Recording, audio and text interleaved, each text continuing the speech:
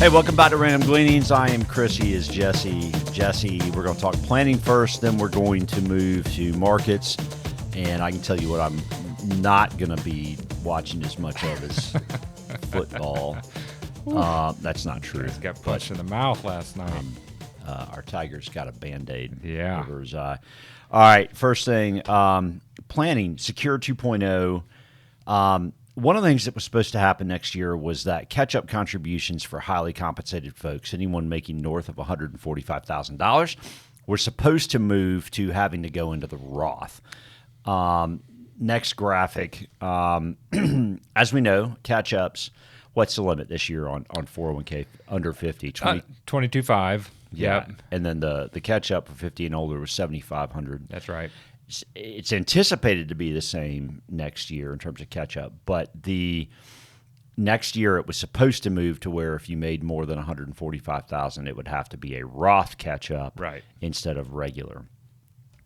Yeah, that's correct. And, listen, this and like the beneficiary IRA distributions over a 10-year period, it's all Washington's mechanisms in Getting more raising revenues, Right. right? Because if you're making that much money, you're in a higher tax bracket, and they don't want you to get that additional tax savings on above the normal max for a 401k contribution. Well, the IRS said not so fast, my friends, and announced a 2-year delay, which means instead of 2024, that Roth catch-up for highly compensated folks moves till 2026, not next year. Yeah.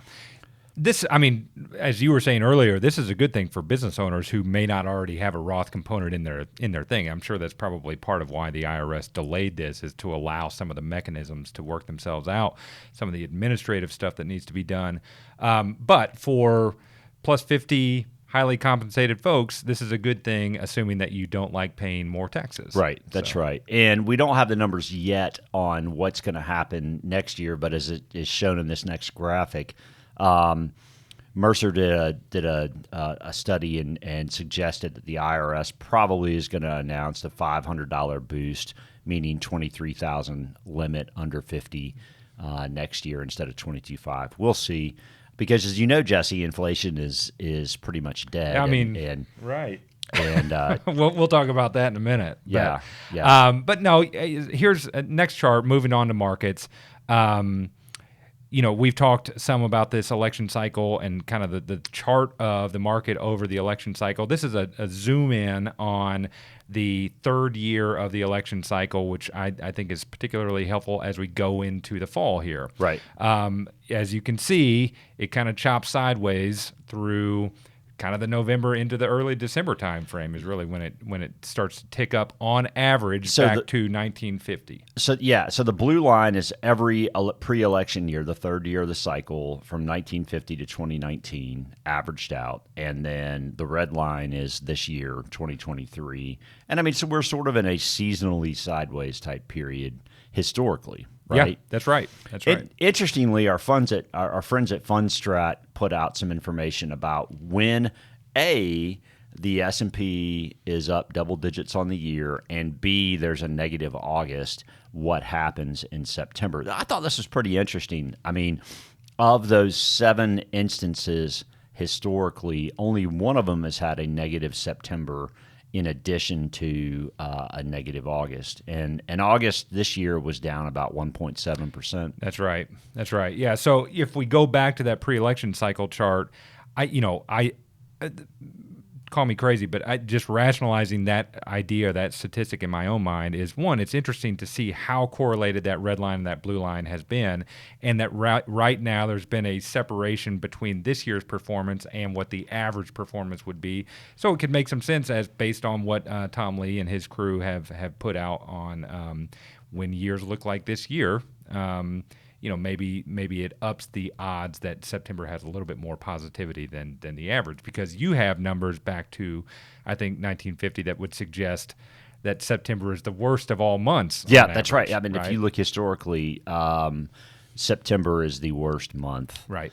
Third year of the election cycle or any other year, right? It's just got a tough slog through many Septembers over time. So Correct. And again, inflation, right? Oil. So next chart, crude oil on Friday made a new 2023 high.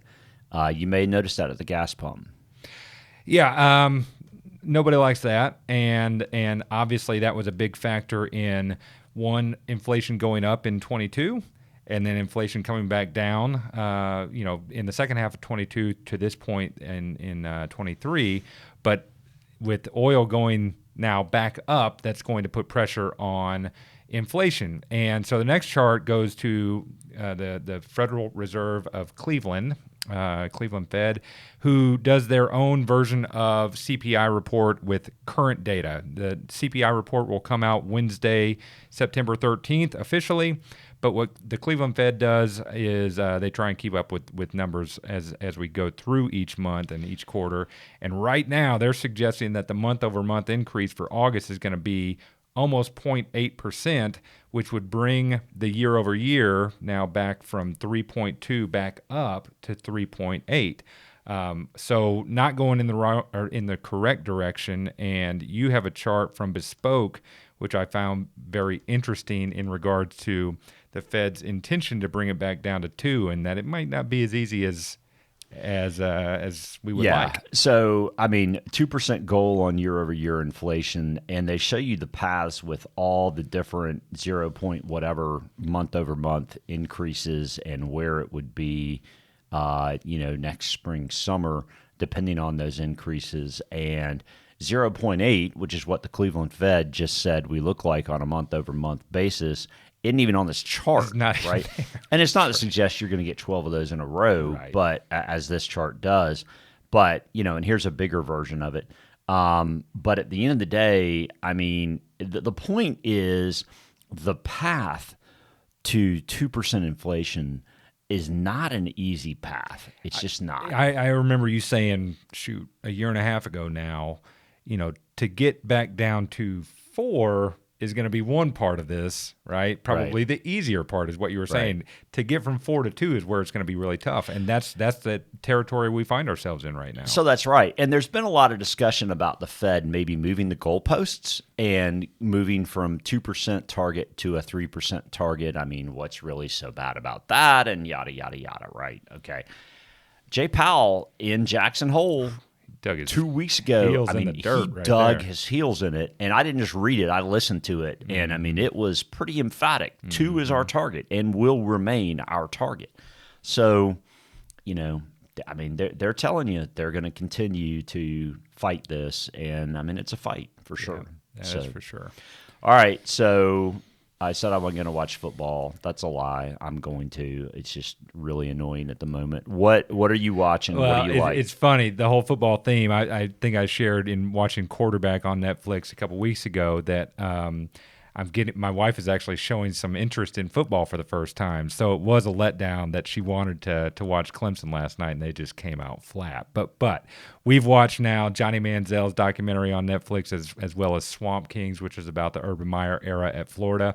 My understanding as a outsider to college football to this point is that it does not do justice to all of the storyline around Urban Meyer. Yeah, I heard Urban Meyer. Some guys were talking about this last week. That Urban Meyer faked a heart attack in order to end up as Ohio State's coach. You get the impression that he puts a lot of pressure on himself and that it's not easy for him. But at the same time, I think I've seen him kind of painted in this more saintly light, and he is. I did not come away from that documentary liking him. I like Tebow just fine, and I like Brandon Seiler and Spikes and those guys just fine. But Urban Meyer, he's a piece of work, man. I saw him on the Fox set this past weekend, and they panned out away from the set. So the commentators were sitting there kind of talking amongst themselves. But here's Urban backed up to one corner outside the set talking to some girl. That dude.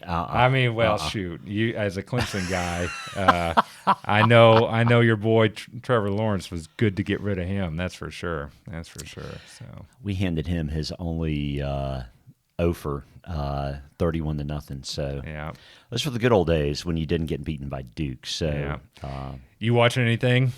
Nothing specific. I'll have more to report. Axe is back to billions. So Okay. I'm good with that. Continue with my winning time. It's pretty awesome. So Very good. Very good. Well, one thing is for sure, we'll keep watching markets and we'll keep updating you all with what's going on out there. Please hit subscribe and share this with a friend. Let us know if you've got any questions that you'd like to see us discuss on Random Gleanings. We look forward to hearing from you, and we'll see you next week. Thanks.